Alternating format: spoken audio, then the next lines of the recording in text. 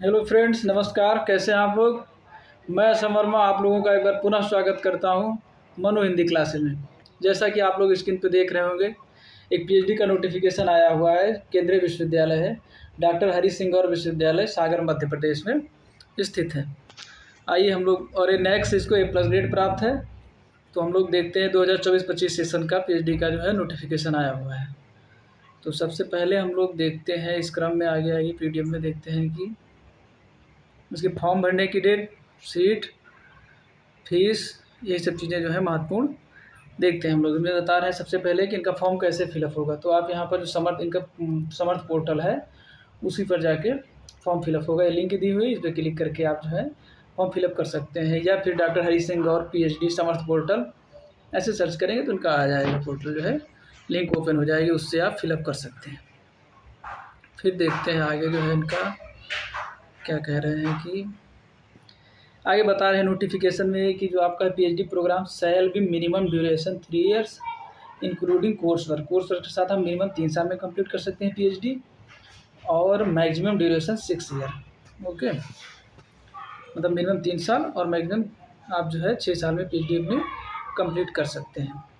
फिर दूसरा कह रहे हैं किस आधार पर आप लोगों का जो है सिलेक्शन होगा, एग्ज़ाम कराएंगे या किस आधार पर आपका सिलेक्शन होगा, डेट कराएंगे, एग्जाम कैटेगरी में किस प्रकार से एडमिशन होगा।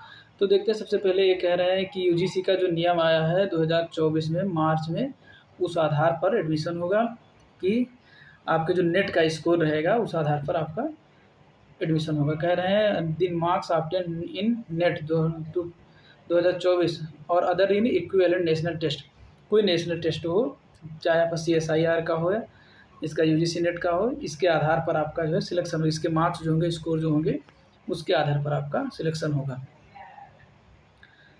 इसमें फिर देखिए इन्होंने 3 कैटेगरी बना रखी हैं। तो 3 कैटेगरी में क्या आप लोग भी 3 कैटेगरी देख रहे होंगे कि अब यूजीसी नेट का जो रिजल्ट आता है वो भी 3 कैटेगरी में आता है। तो उसमें आप सबसे पहले देखेंगे जो बच्चे JRF क्वालिफाइड हैं, जो JRF क्वालिफाइड हैं वो एग्जाम कैटेगरी में रखे जाएंगे, उनका केवल इंटरव्यू होगा, केवल इंटरव्यू के आधार पर एडमिशन होगा। दूसरा आप देखेंगे कि ये कह रहे हैं जो केवल जिनका नेट क्वालिफाई है, जो बच्चे नेट क्वालिफाई हैं, उनका जो है मार्क्स देखा जाए 70% वेटेज रहेगा उनका नेट का जो स्कोर होगा, ठीक, और 30% आपका वेटेज रहेगा इंटरव्यू का, ठीक। ये देख रहे हैं आप यहाँ पर ऊपर, इंटरव्यू का जो है 30 रहेगा, टोटल हो जाएगा 100, ठीक। फिर तीसरी कैटेगरी है इनकी, तीसरी कैटेगरी में भी यही है कि आपका जो नेट का रिजल्ट आता है उसमें रहता है क्वालिफाई ओनली पीएचडी, है ना। तो उसमें देखेंगे उसका भी आपका नंबर जुड़ेगा और साथ में इंटरव्यू रहेगा।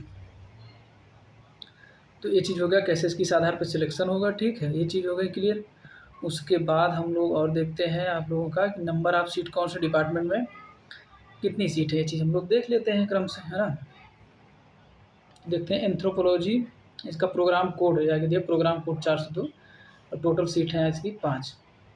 Applied geology 11, microbiology 6, botany 21। फिर ऊपर देखेंगे बिजनेस मैनेजमेंट में इनका है टोटल है 8, chemistry 18, commerce 5, computer science and application 7। फिर देखेंगे क्रिमिनोलॉजी इसका कोड जो है 411 और 1 सीट है केवल, वो भी है जनरल में। फिर उसके आगे देखेंगे economics, education, English, forensic science, geography. फिर आते हैं हम लोग हिंदी पे विशेष जो इसलिए दे रहे हैं क्योंकि हमारे साथ लगभग ज़्यादा से ज़्यादा बच्चे हिंदी के जुड़े हैं। टोटल नंबर ऑफ सीट इसमें जो है 6 है, जनरल की 3, EWS 1, OBC 1, SC 1, ठीक।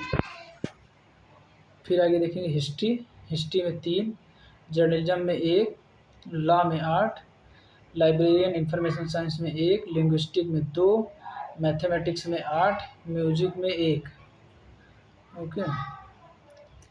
फिर फार्माकुलेशन 21, philosophy 3, physics 27, political science and public administration 9, psychology 2। अब अपनी अपनी सब्जेक्ट आप देखते चलिए आगे, एक एक सब्जेक्ट का बताना क्या है, मतलब आप लोग देख लीजिए, पढ़ लीजिए अपनी सब्जेक्ट और नंबर ऑफ सीट आप देख लीजिए, है ना। मुझे लगता है आप लोग देख चुके होंगे।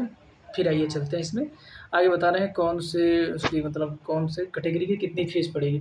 तो जनरल OBC की 1000 फीस है इसमें, ठीक है। SC ST की 500 है, PWD जो है जीरो फीस है, उनकी फ़ीस नहीं पड़ेगी। फीस का फॉर्म कैसे भरा जाएगा ये बता रहे हैं। फॉर्म भरने समर्थ पोर्टल में बता रहे हैं कि आप समर्थ पोर्टल से जाके आप फॉर्म अपना फिलअप कर सकते हैं, न्यू रजिस्ट्रेशन पे क्लिक करके। और फ़ोटो भी इन लोगों ने दे रखा है। ठीक है, ऐसे भरा जाएगा। फॉर्म को पूरा इन लोगों ने दिखा दिया। इसके फॉर्म भरने की डेट जो है अभी 8 मई से शुरू हुआ है, दो दिन पहले। ठीक है, और 23 मई तक इसके फॉर्म जो है भरे जाएंगे। ये टेंटेटिव डेट है, इसमें दिया हुआ है साफ साफ। अभी इसमें जो बदलाव हो सकता है।